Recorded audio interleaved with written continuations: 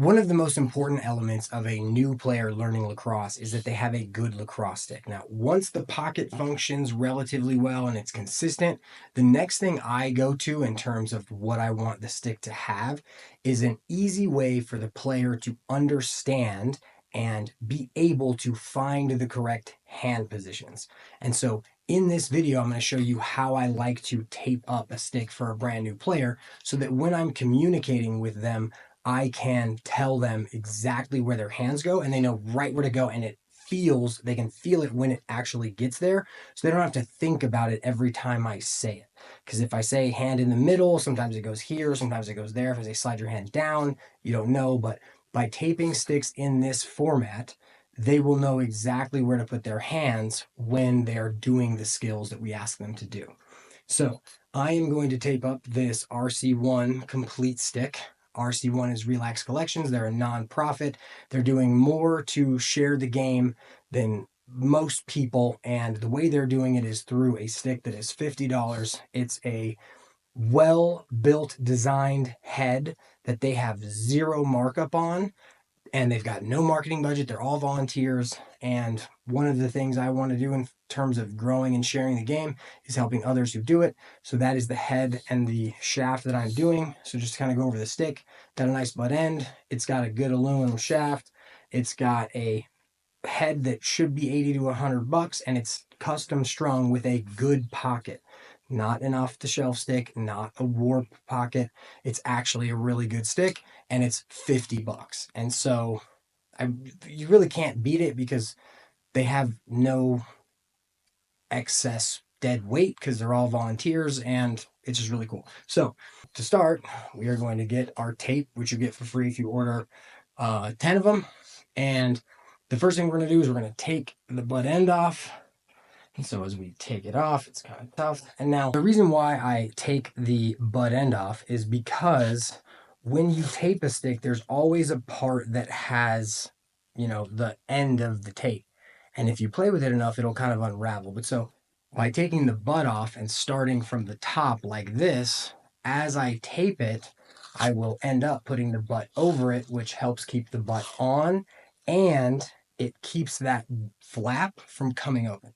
Now, when we start the tape, we want to make sure that it's flat. We want to go all the way around once to lock in the other side of the top. And then we just want to try and keep it as flat as possible as we are moving up the shaft. Now you'll notice I'm not taking the tape around the shaft. I'm just spinning the shaft and then moving up as I go. And then once I get to the top, I like to leave a little bit of extra tape as we get to the end. Okay, then hopefully you have tape that you can rip. If not, you can cut it. You rip it off, and so it will look like this with pieces that I can then fold in on the top of the shaft, so that now the butt end even has something where it's not going to kind of push into. Now, these butt ends are made really well. In order to put them back on, I always kind of stand up like this, and then I just use it to push on nice and hard. And now with my tape on the bottom of the stick, there are no uncovered edges, so it won't unravel at all as players are playing and moving their hands up and down it. But so that's the first part. We do the bottom. The next part is I like to do, instead of like taping it flat again, I like to put bumps, and I like to put 3. Because as you're feeling your stick, the difference between your hand here and here is going to have a difference in how the mechanics of the ball kind of throw. Not as deep as I'm going to get into it there. But when you can feel all the bumps, your hand will then start to reference those places. Now, eventually, players aren't going to have to use that if they don't like the feel of it, but I'm just using it for a way to teach players where to put their hands. So in order to do that, what I like to do is I take the roll of tape.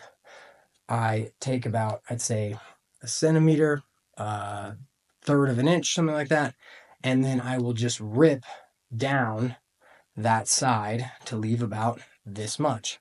Now I'm going to go to the top first, and the first set of bumps I'm going to do are top, a little bit further down, a little bit further down. So to start, we put the tape on it, and now we just spin.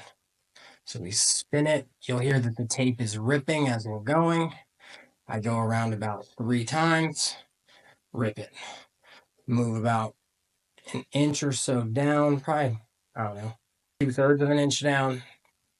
Do the next one, rip it, and then the third one is just below that one. Now, it doesn't have to be perfect. One of the things you'll notice as kids are doing this is it's not going to line up quite as nice as this. Now, we've got a great place. When I say, hey, top to catch, their hand goes right here every time, and it just works. Now, the next place that we want to have the tape is kind of right in the middle, a bit lower than the middle. Now, you'll have people say that they, do a forearm length, that's fine. Hip width is the same distance, so I like to do hip width, so players will grab like this. For me, I just kind of like feel where I throw and find where my middle finger goes, and that's where I'm going to put my first piece of tape. Same idea. Once I put it on, now I just spin the stick and let the tape go on, trying to keep it as parallel and as just on top of each other as possible.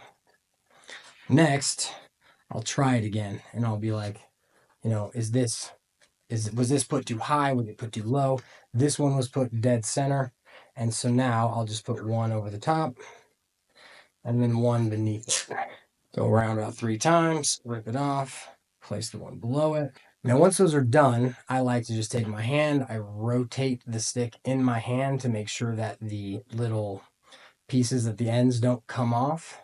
Make sure they're all done the same way so it works. And now the stick has all of the placements and a way to feel through your gloves where your hand is. So the other thing this does in terms of the ability for the player to learn is as they are switching hands, as they are just moving their hands up and down, the ability to have multiple points where as their hand hits it, they now grab harder just makes a ton of sense, and it's helped me to communicate to the players what they're doing. But so that is how I like to make sure my sticks that I give away to people because they want to try the sport and they just, one of the things I think is like, I just want them to have a stick in their house. Because if the stick's in their house and they're seeing it, they're walking by. That was what it was like for me. I was walking by a stick in my house and occasionally I'd pick it up and I'd try to control the ball. And if I did that 3 times over the course of a month when I wasn't playing, I still had the stick in my hand a little bit. And for a lot of kids, we want them to be playing all the time, but even if they just have it there and out and like ready to use, it can help with them to just enjoy the sport a little more and enjoy it. But so that is how I like to tape the sticks for beginners. And if you want to use it, take it, enjoy it. If not, let me know how you guys tape your sticks and have a good one. I'll see you in the next video. So if you're ready to make lacrosse as simple as possible, whether you're a player, coach, or parent, head to POWLAX.com where we make lacrosse as simple as possible. We have assessments for coaches, players, parents, which will kind of outline your situation and tell you what you can do to improve. We've got hundreds of free videos on YouTube, a book called The Player and Parent's Guide to Lacrosse, and click that follow button, and we'll see you in the next video.